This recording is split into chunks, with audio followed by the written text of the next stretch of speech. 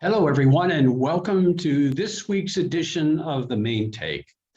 I'm Dana Connors. I'm pleased to be the host of this program brought to you by the Maine State Chamber of Commerce.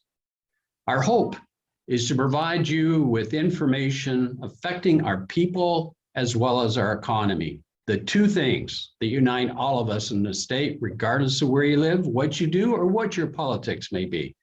In the past 2 weeks, our guests were Governor Mills, and the following week was Senate Republican leader Jeff Timberlake. With each, we explored our state's battle with COVID and its impact, with an eye on the issues of this year's session of the 130th legislature. This week, we switch our attention to the nation's capital. What are the issues, the challenges, the politics, and the policies going on in Washington at this very time? And I'm proud to say, to do that, I'm privileged to have with us our senior senator, Senator Susan Collins. Senator, it is so great to have you with us. I sincerely anticipated that you'd be here at the state chamber. We also know why you're not away from the Capitol, because of the voting bill rights bill. And again, in the world of virtual reality, we're very thankful that we have this opportunity because there's a lot to share, to talk about, and we couldn't have a better guest than you. So welcome, and thanks for being with us. Thank you so much, Dana. I really appreciate the invitation to join you.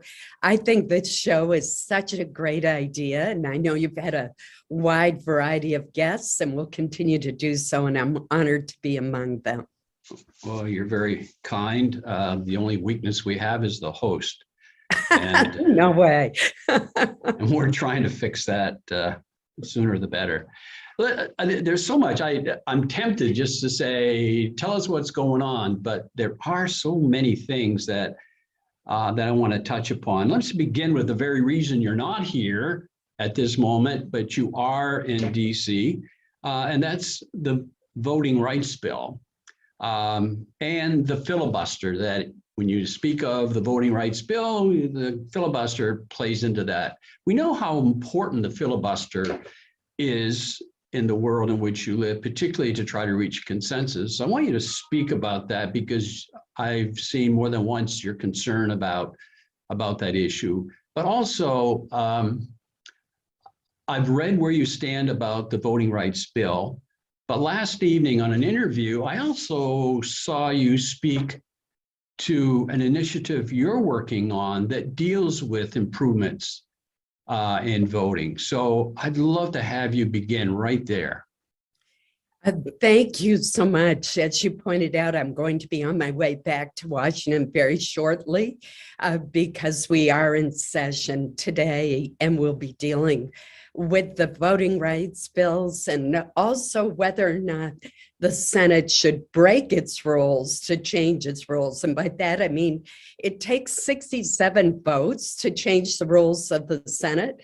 But unfortunately, the Democratic leader is circumventing that requirement to try to eviscerate the filibuster, which has been such an important protection for the minority party, regardless of whether that's the Republicans or the Democrats. It's ironic that just 5 years ago, when the shoe was on the other foot, I circulated a letter that got 61 senators to sign it, 32 of them Democrats, 28 Republicans, and 1 independent, Angus King, to sign the letter saying that we were steadfastly committed to sustaining the legislative filibuster. And I think they were all right then, and that is an important safeguard.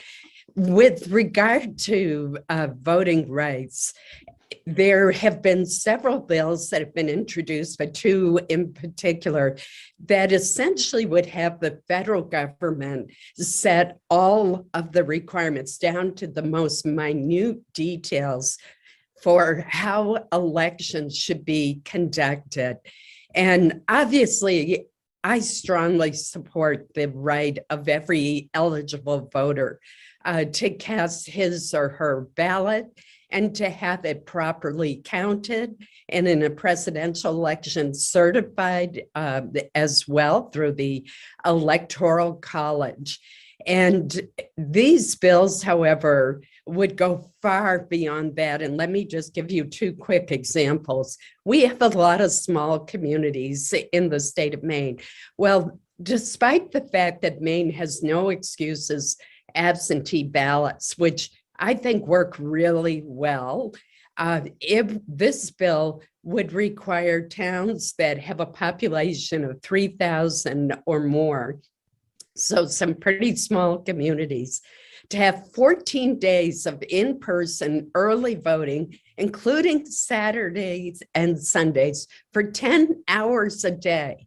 Now, think of the towns in Maine that we're both so familiar with, who have part-time town managers and have no way that they could afford to staff that kind of effort, and no need for it given our no excuses absentee ballots.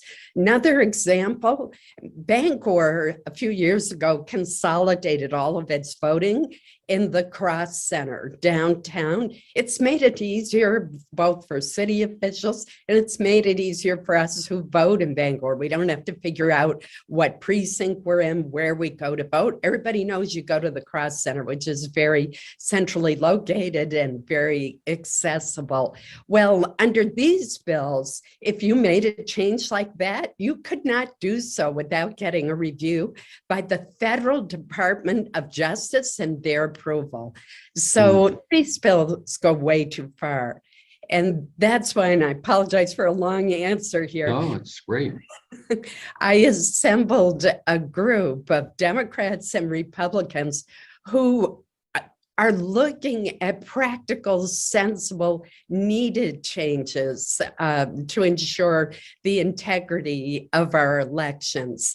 And what we're looking at is 1887 old law called the Electoral Count Act, which governs how Congress receives the votes in an election, a presidential election.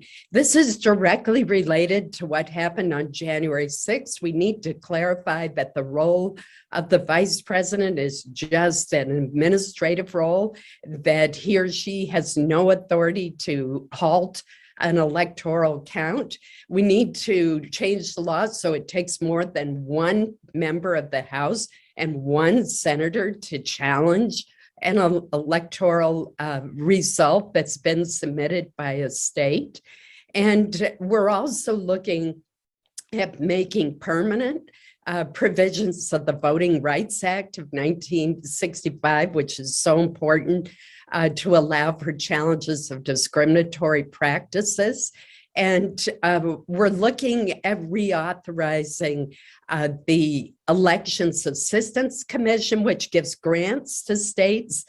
We would broaden the allowable uses of some of those grants, say to recruit and train polling workers.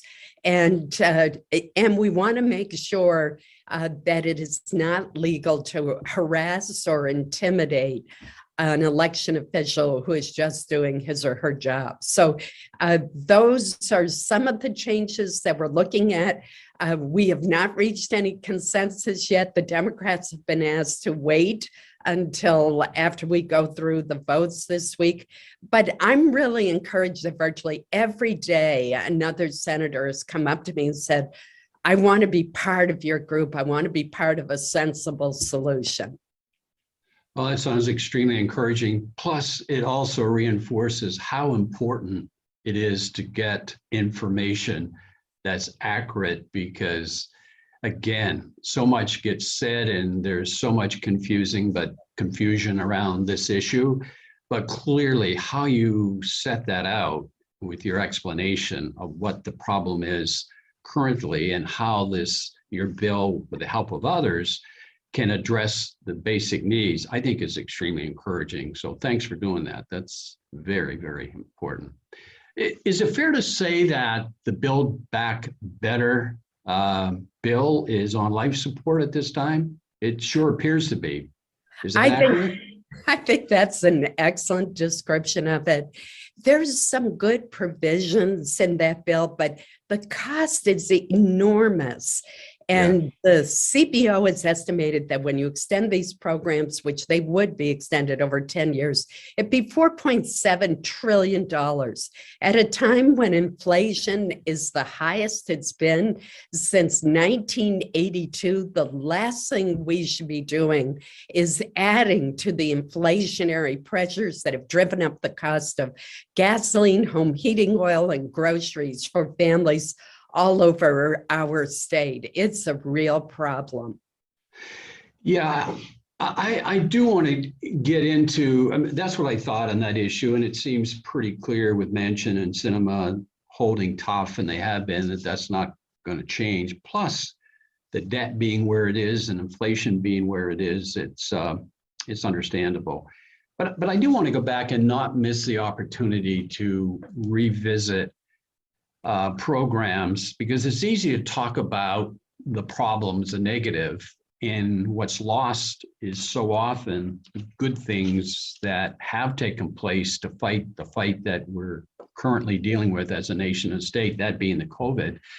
But when we think of the programs that have passed and what they do and your position in those, I want to repeat them kind of to reassure that all's not negative and that there have been some significant expressions of help.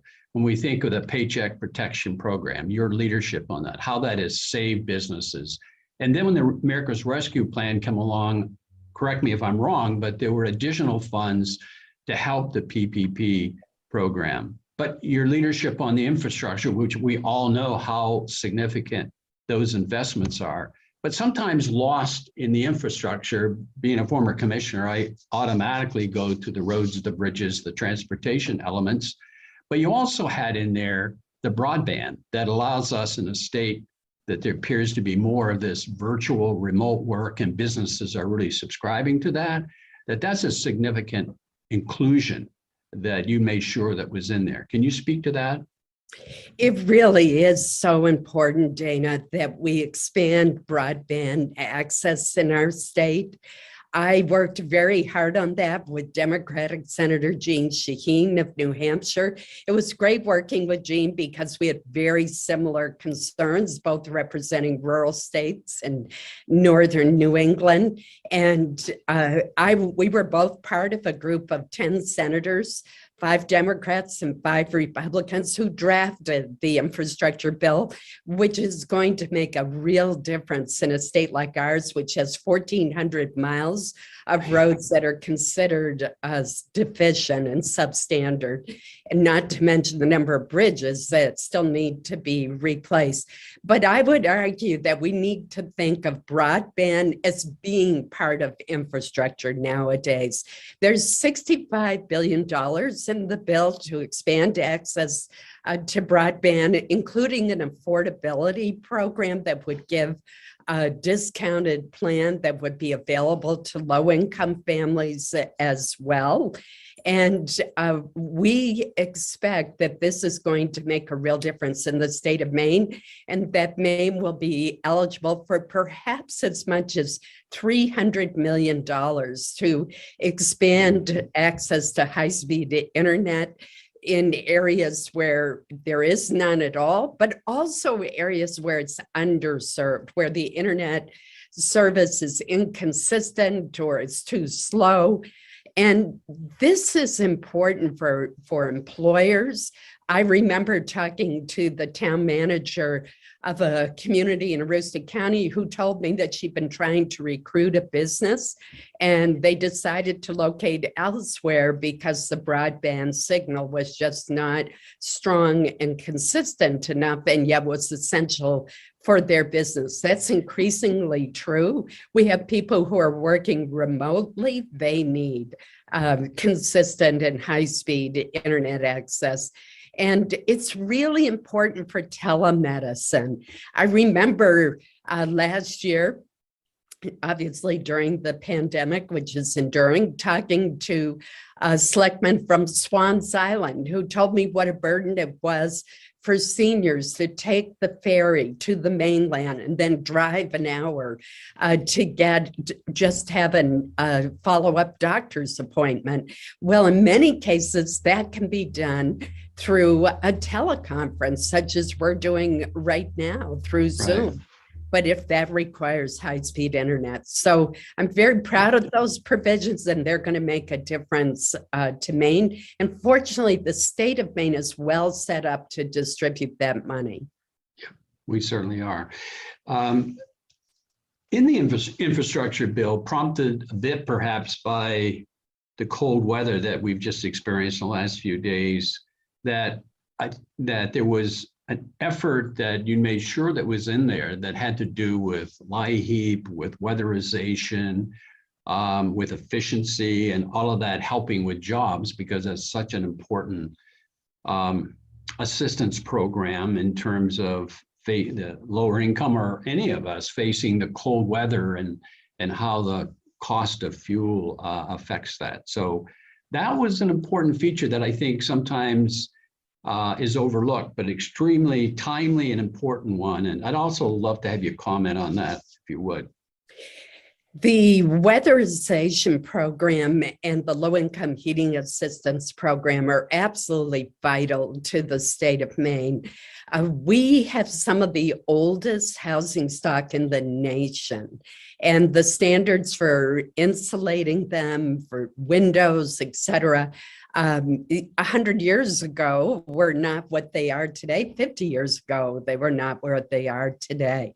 And that's why, in addition to helping people afford to keep warm in the winter through the LIHEAP program, I'm a big proponent of weatherization. If we can get attics insulated and windows replaced and walls insulated, then we prevent those energy dollars from just leaking out of homes that are not well insulated. And as I said, due to the age of our housing stock, that is very common in Maine. I also really worry about a lot of our seniors who are living alone in older homes, who truly are making the choice about whether they can fill prescriptions and buy all the food they need and pay their heating bill, especially since on average home heating oil is $1 higher per gallon than it was a year ago. And when that is a big expense, and it's not one that you can do much about. It's hard to cut back. People try to do so, but if you can install energy efficiency improvements in your home, then you can lower those bills for the long term and be more comfortable as well. And of course, it helps our society also. One other important fact here, Maine is the most dependent on home heating oil of any state in the nation. Wow. And that's one reason why these programs are particularly important.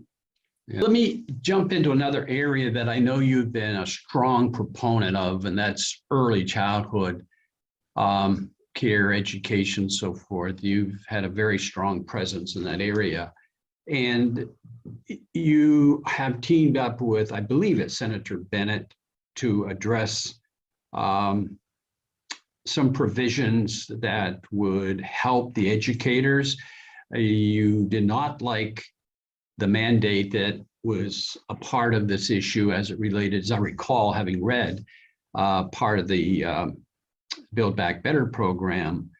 But clearly your commitment to that has been very evident over the years. Again, would you mind taking a couple of minutes to speak to that? Absolutely. There are two initiatives that I am pursuing. First of all, I was the author some years ago of a law that allowed school teachers from kindergarten through high school to deduct the cost of any classroom supplies that they pay for out of their own pocket up to a certain limit. And that is so common in Maine. We have so many dedicated teachers who are willing to reach deep into their own pockets in order to enhance the educational experience of their students. And in the 2017 tax reform law, I was able to make that permanent.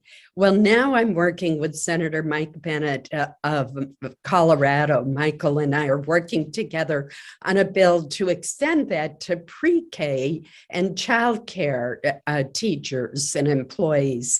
And I hope we will be successful in doing so.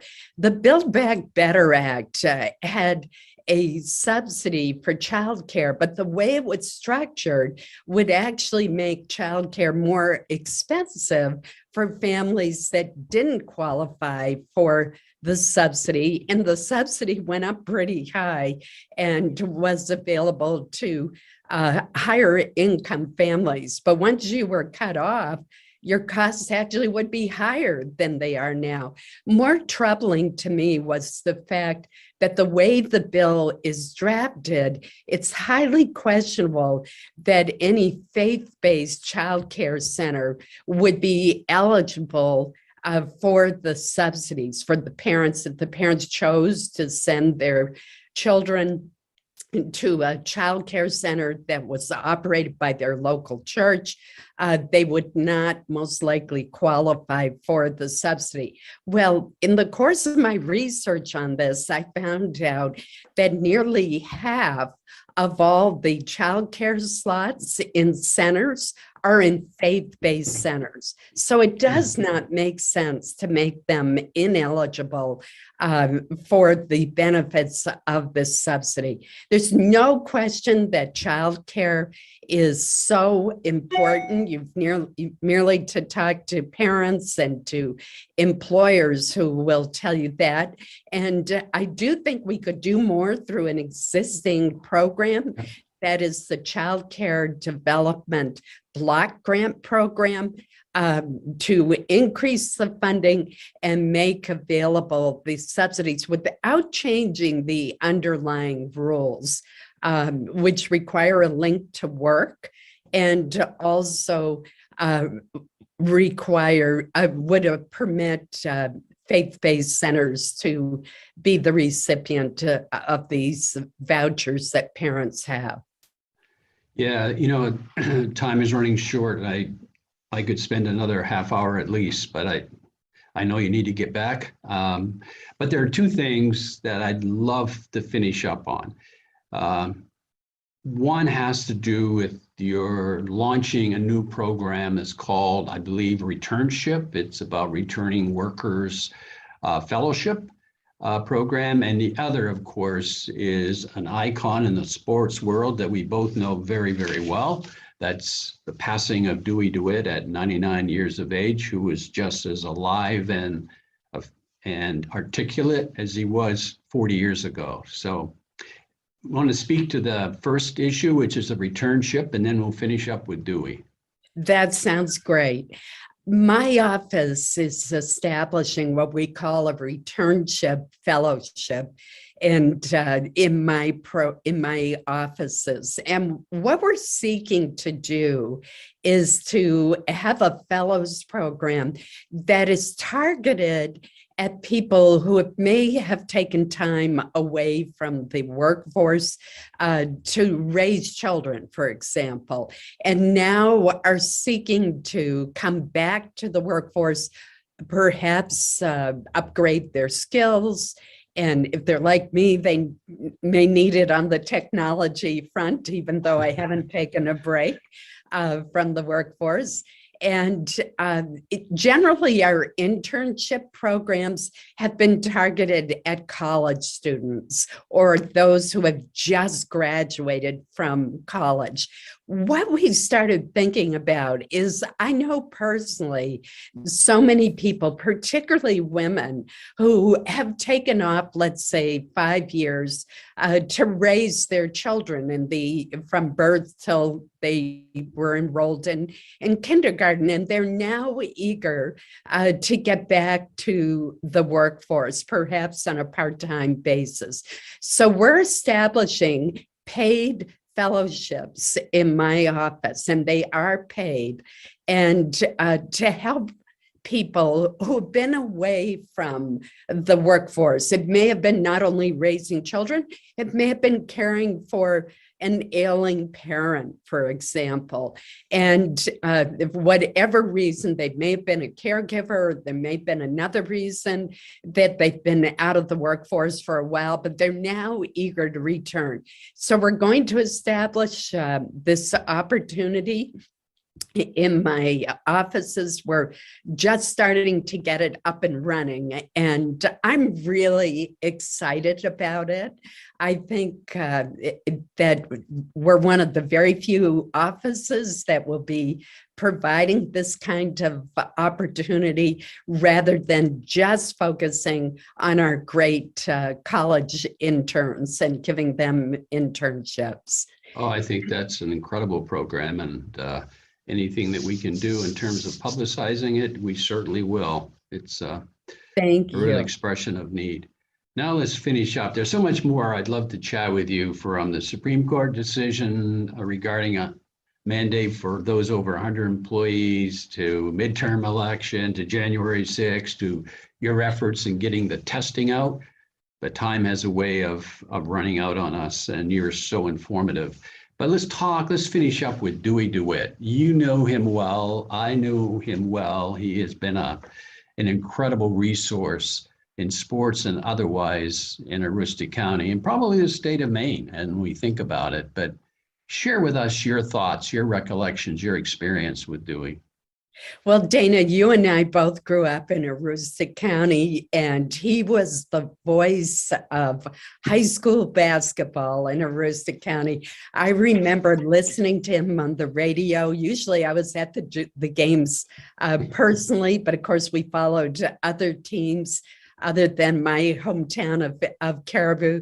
And Dewey did the play-by-play. He was extraordinarily good at it. And then after I became, so I feel like I've known him forever, since I was in junior high and following sports, basketball in particular.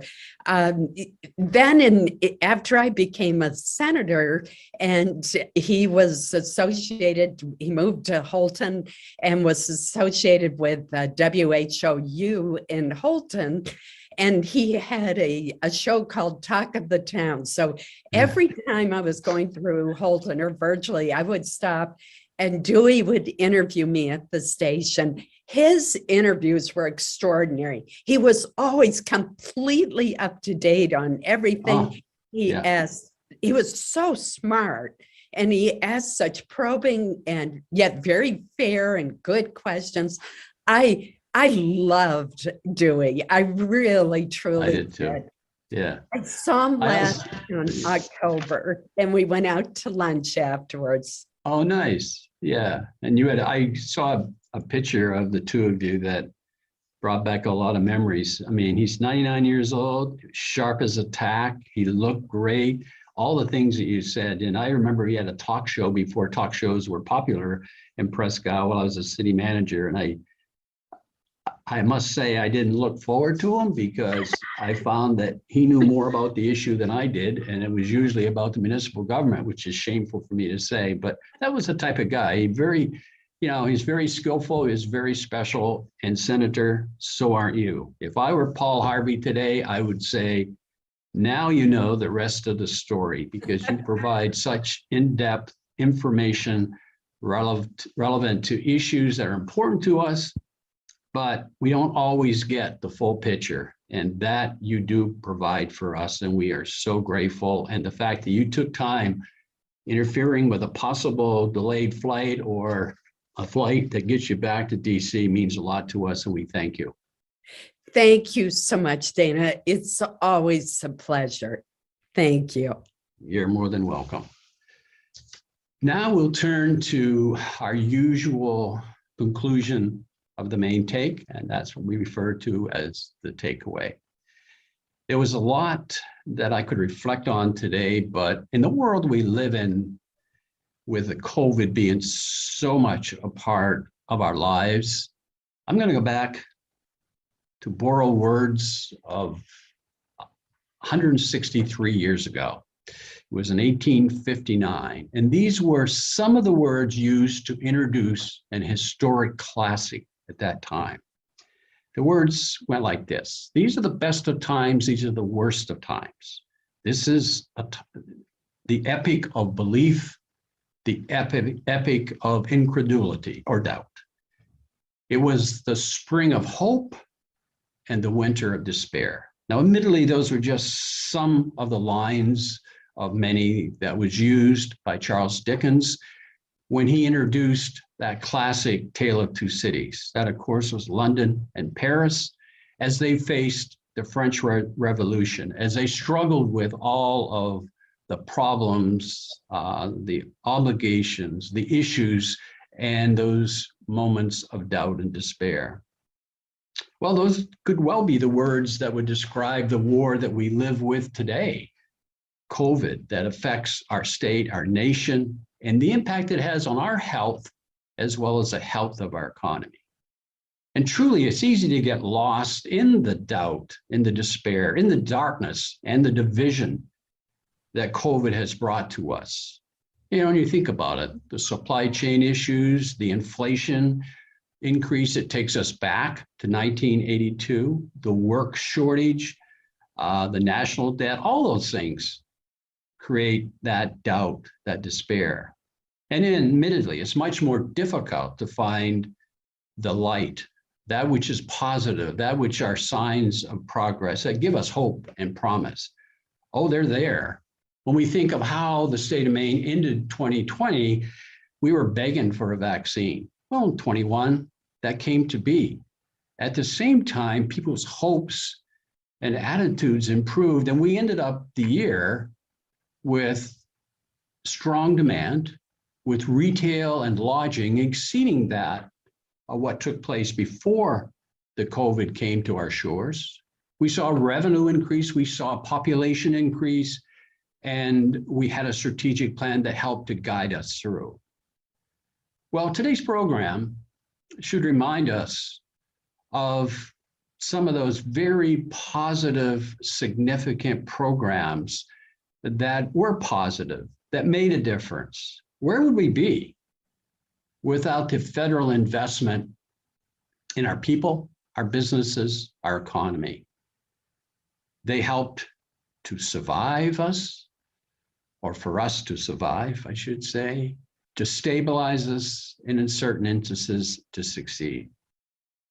And I would be really remiss if I did not, it would be a mistake if I did not take this moment to acknowledge the role of Senator Collins for her advocacy and her leadership in the existence of these programs, most notably the Paycheck Protection Program and the Infrastructure Program.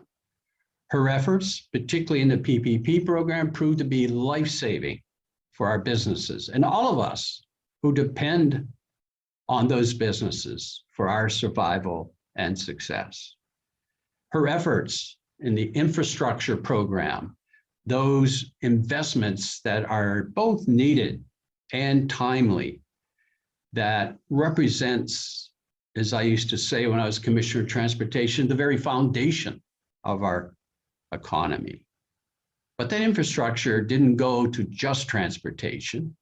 It was to the heating challenge that we have in cold weather. It went to the broadband expansion that has been so critical that we've recognized its value in our state. But we also talked today about the expanded deduction for early childhood educators, for helping, as I said, in the home heating arena. Her experience, her knowledge, and ability to work with both sides of the aisle to get results pays the state dividends. It represents a dedication that really, truly makes a difference. One that we can look to in those dark days and find the light, because these we've just talked about are positive. They represent progress. And that's probably what Charles Dickens, not that he was a part of today's challenge, but at that time meant when he described it as a spring of hope or despair of winter. With that, my final words would be, for all of that, I'm very grateful. Thank you for being a part of today's program. I clearly thank Senator Collins for her information, extremely helpful. And as I said, when I thanked her, that was Paul Harvey's The Rest of the Story. And that's my finished part of this story. With that, as we usually end, in a world where you can be anything, be kind to yourself, but also be kind to one another.